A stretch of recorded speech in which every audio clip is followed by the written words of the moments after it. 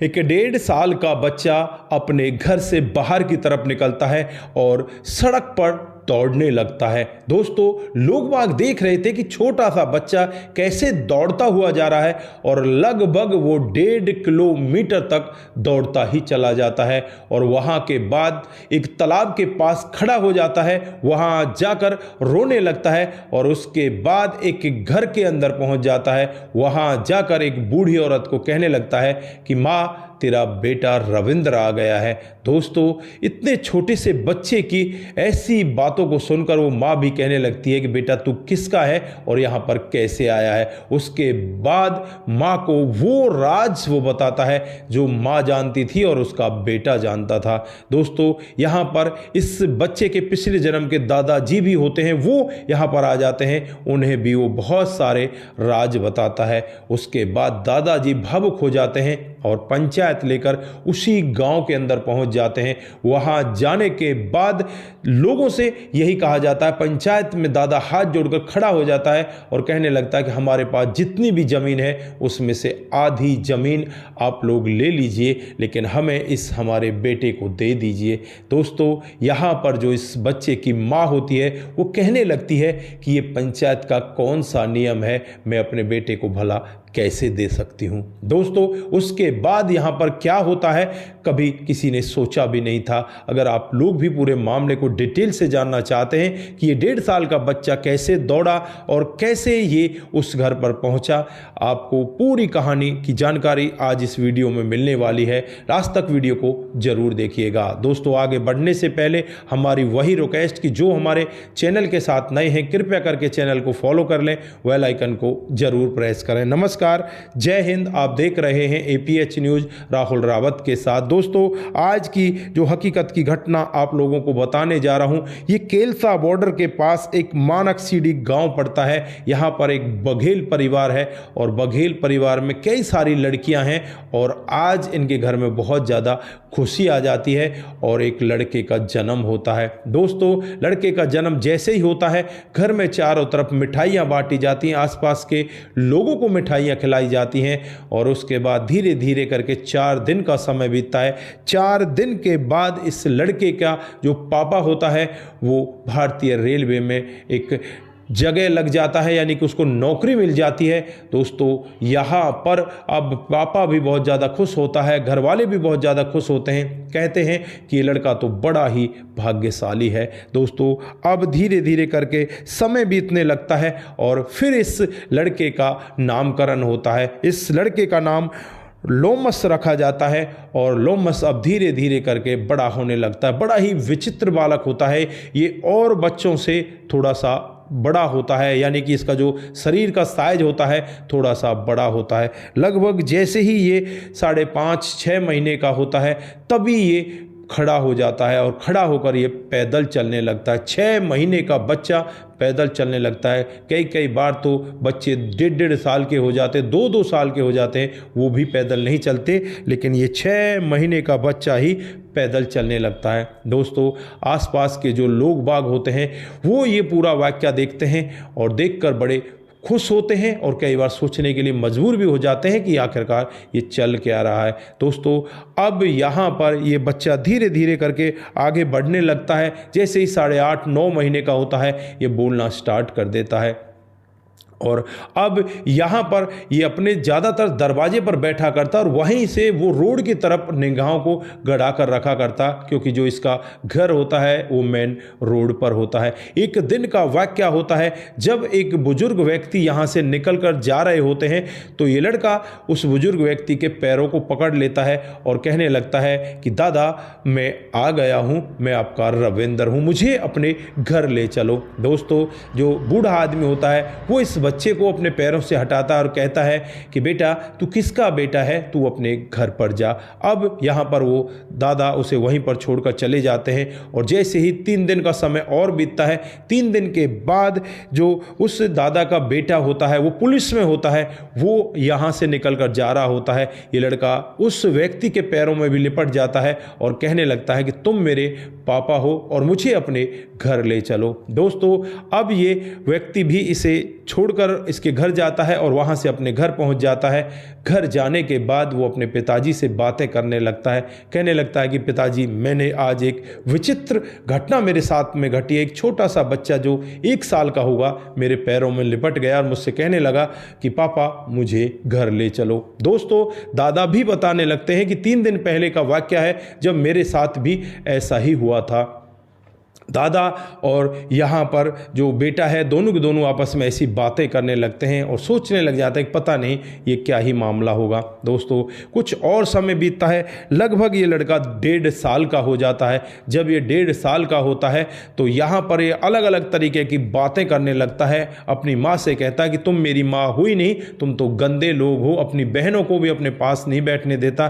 कहता है कि तुम्हारे अंदर तो तमीज़ ही नहीं है। ये लोग बाग सोचते कि यार ये इतना छोटा बच्चा इस तरह की बातें कैसे कर लेता है।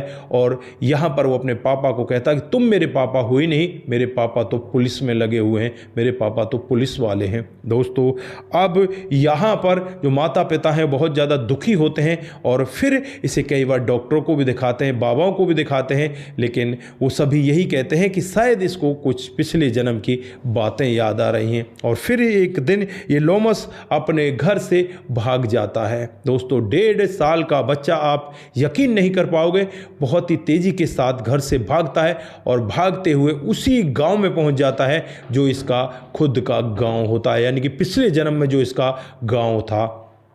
दोस्तों, वहाँ पर एक तालाब के पास जाता है, वहाँ खड़ा होता है, काफ़ी देर तक देखता है और वहीं पर रोने लग जाता है। उसके बाद ये एक घर के अंदर प्रवेश करता चला जाता है और वहाँ पर एक महिला बैठी होती है। उस महिला को देखकर कहने लगता है कि माँ, तुमने मुझे पहचाना नहीं, तुम्हारा बेटा रविंद्र आ गया है। दोस्तों, माँ यहाँ पर कहने लगती है कि कौन रविंद्र? तो यहाँ पर वो बच्चा कहता है कि माँ, अपने बेटे को भूल गई, तुमने ही तो मुझे उस तालाब के अंदर दफनवाया था, कहा था कि इसे दफना दो तालाब के अंदर, तुमने ही तो कहा था। माँ यहाँ पर ऐसा वाक्य सुनकर एकदम अचंभे में पड़ जाती है। दोस्तों, दरअसल इनका एक बेटा होता है रविंद्र, जिसे सांप ने काट लिया था और उसे एक तालाब के अंदर दफनाया गया था। दोस्तों, अब यहाँ पर माँ से ये और कई सारी बातें करता है। जो दादा होता है वो भी इस घर में आ जाता है। तो दादा को देखते ही कहने लगता है कि दादा, क्या हाल चाल है आपके? आपने मुझे पहचाना नहीं? आपका रविंद्र हूँ, मैं वापस आ गया हूँ। दोस्तों, दादा भी उसकी तरफ देखने लगते हैं और कहने लगते हैं कि बेटा, तू रविंद्र है तो रविंद्र के बारे में बता, रविंद्र की मौत कैसे हुई थी और रविंद्र यहाँ पर क्या करता था? तो यहाँ पर सबसे पहले वो कहता है कि जो ये संदूक देख रहे हो ना दादा, इसमें मेरे जो पापा हैं वो अपनी बंदूक रखा करते हैं, मेरे पापा पुलिस में है ना।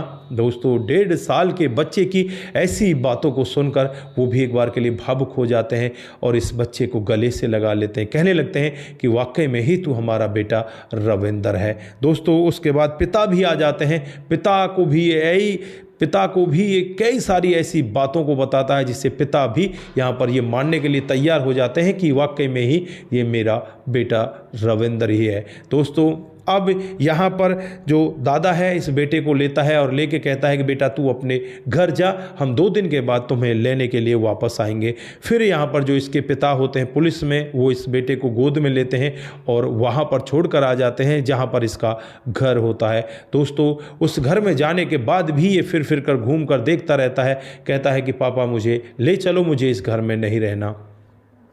दोस्तों, 2 दिन के बाद जो पड़ोस का गांव होता है मानक सीढ़ी, उसमें एक पंचायत रखी जाती है। आसपास के एरिया से भी पंच बुलाए जाते हैं, बहुत सारे पंच वहां पर इकट्ठे हो जाते हैं और फिर यहां पर ये जो दादा होता है हाथ जोड़कर खड़ा हो जाता है और कहने लगता है कि मैं यहां पर आप सभी लोगों से एक विनती करना चाहता हूं, मैं यहां पर विनती करने के लिए आया हूं, कुछ आप लोगों से मांगना चाहता हूं। दोस्तों, यहां पर लोग बाग कहने लगते हैं कि हम आपको क्या ही देंगे। जो यहां पर इस बच्चे के माता पिता है उन्हें भी बुलाया जाता है, उनके सामने भी ये दादा हाथ जोड़ने लगता है, गिड़गिड़ाने लगता है, कहने लगता है कि मुझे ये मेरा पोता दे दो, इसके बदले में आप चाहो तो मेरी सारी ज़मीन ले लो, जो इसके हिस्से में ज़मीन आ रही थी वो सारी की सारी ज़मीन आप ले लो, लेकिन मुझे ये मेरा पोता दे दो। दोस्तों, यहाँ पर जो उस बच्चे की माँ होती है हाथ जोड़कर खड़ी हो जाती है और कहने लगती है कि ये पंचायत का कैसा न्याय है, क्या आप लोग अपने जिगर के टुकड़े को किसी को दे सकते हो? ठीक है, आपने कहा कि पहले जन्म में ये आपका पोता था, लेकिन आज तो ये मेरे जिगर का टुकड़ा है। 4 बेटियों के बाद मुझे ये लड़का हुआ है, भला मैं अपने जिगर के टुकड़े को तुम्हें कैसे दे दूंगी? दोस्तों, यहाँ पर पंचायत की भी समझ में आ जाता है और पंचायत यहाँ पर यही एक नतीजा निकालती है कि ये उधर भी जा सकता है, इधर भी जा सकता है, इसे दोनों जगह जाने की आज़ादी है, लेकिन इस माँ से इसका लाल नहीं छीना जाएगा। दोस्तों, होता भी कुछ ऐसा ही है।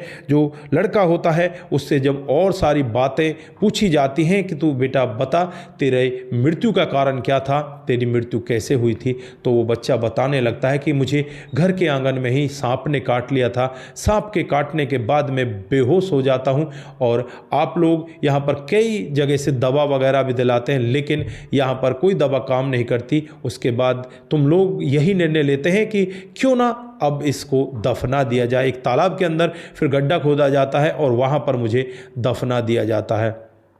दोस्तों, यहाँ पर ये बच्चा ये भी बताता है कि मैं यहाँ पर खड़ा होता हूँ, मैं अपनी माँ को रोकता हूँ, सब लोगों को रोकता हूँ कि आप लोग ऐसा क्यों कर रहे हो। और फिर यहाँ पर जो 2 यमदूत होते हैं वो मुझे यहाँ से उठाकर ले जाते हैं और ले जाने के बाद जब ऊपर पहुँचते हैं तो वहाँ से जो और उनके बड़े ऑफिसर बैठे होते हैं वो कहते हैं कि इसे वापस फेंको, इसे अभी वहीं पर कुछ देखना है। फिर ये वापस फेंक दिया जाता है और यहाँ पर ये लड़का सारा वाक़या देखता रहता है। ये आप लोगों से कहता भी था कि मुझे छोड़ दो, मुझे क्यों तुम ऐसा कर रहे हो, मैं जिंदा हूं, मैं मरा नहीं हूं, लेकिन कोई भी इसकी बात सुनने वाला नहीं था। घर वालों को जल्दी लगती है कि जल्दी से इसे दफना दिया जाए। दोस्तों, इसी तरह का वो लड़का मामला बताता है और कहता है कि 1 साल तक मैं इसी घर में रहा था, लेकिन कोई भी मेरी आवाज़ नहीं सुनता था। मैं हर किसी को आवाज़ देता, मेरी माँ रोया करती, वो यही कहती कि मेरा बेटा रविंदर वापस आएगा, वो मुझे छोड़कर नहीं जा सकता। माँ खाना तक भी नहीं खाती। माँ को देखकर मैं भी बहुत ज़्यादा दुखी होता, बैठकर रोता रहता, लेकिन मेरी रोने तक की भी कोई आवाज़ नहीं सुनता। एक 1.5 साल का बच्चा इतनी सारी बातों को बता रहा होता है तो हर कोई व्यक्ति यहाँ पर उस 1.5 साल के बच्चे की बातों को सुनकर बहुत ज़्यादा विचलित हो जाया करते। दोस्तों, अब ये बच्चा धीरे धीरे करके बड़ा हो गया है। लोमस इसका नाम होता है और ये लोमस अब लगभग 40 साल का हो चुका है। इसके दादा की भी मौत हो चुकी है और जो पिताजी हैं वो तो अभी बने हुए हैं, लेकिन इसे दुख बहुत ज़्यादा होता है। जब दादा की मौत हुई थी तो बहुत ज़्यादा ये रोया था, वहाँ पर भी गया था, लेकिन जिस घर में है उस घर में इतने पैसे नहीं हैं, वहाँ पर थोड़ी गरीबी है। जिस घर में पहला इसका जन्म था वहाँ पर तो पैसों की कोई कमी नहीं थी, धन दौलत वाले वो लोग होते हैं। तो दोस्तों, यहाँ पर ये लोमस 2 तरह के जीवन अब जी रहा है। उधर उस घर की भी इसे चिंता होती है, इधर इस घर की भी इसे चिंता होती है। अब ये बस जैसे तैसे करके अपने जीवन को आगे बिता रहा है। दोस्तों, ये तो यही कहता है कि परमात्मा अगर आपको किसी को इस तरह से पुनर्जन्म को याद दिलवाना है तो उसे उसके उसी घर में भेजना चाहिए, उसी घर में उसका जन्म होना चाहिए, नहीं तो ऐसा नहीं होना चाहिए। दोस्तों, जो दादाजी हैं, दादाजी के बारे में भी बता दूं, वो भगवान में बहुत कम विश्वास रखा करते थे। ना तो वो गीता कभी पढ़ते थे, ना ही रामायण पढ़ते थे, लेकिन जब से ये 1.5 साल का बच्चा उन्हें इस तरह से बात बताता है तो उनकी समझ में आ जाता है कि वाकई में ही भगवान होता है। वो गीता में भी विश्वास करने लगते हैं और रामायण में भी विश्वास करने लगते हैं और गीता रामायण वो हर दिन पढ़ा करते थे और पढ़ते पढ़ते ही एक दिन उनकी अंतिम सांसें छूट जाती हैं। वो रामायण पढ़ रहे थे, रामायण पढ़ते पढ़ते ही उनका राम नाम सत्य हो जाता। कितने अच्छे भाग्य पाए थे उन्होंने। तो दोस्तों, ये रही आज की एक छोटी सी पुनर्जन्म की कहानी। आप लोगों को कैसी लगी? अगर आपको जरा सी भी प्रभावित करती है, जरा सी भी अच्छी लगती है तो दोस्तों के साथ ज़रूर साझा करके जाएं।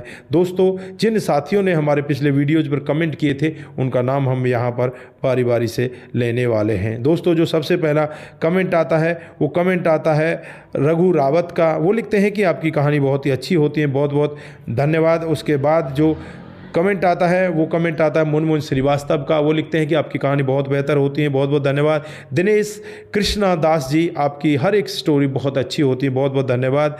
शंकर स्वामी जी कमेंट करते हैं, सपन देहे का कमेंट आता है और महिपाल पटेल जी कमेंट करते हैं। दोस्तों जो मान सिंह जी हैं वो भी हमें हर दिन कमेंट करते हैं, मान सिंह जी का भी बहुत बहुत धन्यवाद। उसके बाद जो कमेंट आता है वो कमेंट आता है रमेश चंद्र त्रिपाठी जी का। वो लिखते हैं कि आपकी कहानी बहुत ही बेहतर होती है, बहुत बहुत धन्यवाद रमेश जी। उसके बाद जो कमेंट आता है कमल सिंह चौहान जी का आता है, वो लिखते हैं कि आपकी कहानी बहुत ही बेहतर होती है, कमल जी बहुत बहुत धन्यवाद। उसके बाद जो कमेंट आता है वो कमेंट आता है शंकर स्वामी जी का और भूपेंद्र कुमार जी कमेंट लिखते हैं, बहुत बहुत धन्यवाद। कुमार केसी जी, रतन लाल शर्मा जी भी कमेंट लिखते हैं, बहुत बहुत धन्यवाद। उसके बाद में जो कमेंट आता है वो कमेंट आता है समाधान पाटिल का, भाई साहब आपकी कहानी बहुत ही बेहतर होती है, समाधान जी बहुत बहुत धन्यवाद। उसके बाद में जो कमेंट आता है राम गोसाई जी, गुरप्रीत सिंह जी कमेंट करते हैं, आप सभी का दिल की गहराइयों से बहुत बहुत धन्यवाद। उसके बाद जो कमेंट आता है फौजदार गुप्ता जी का आता है।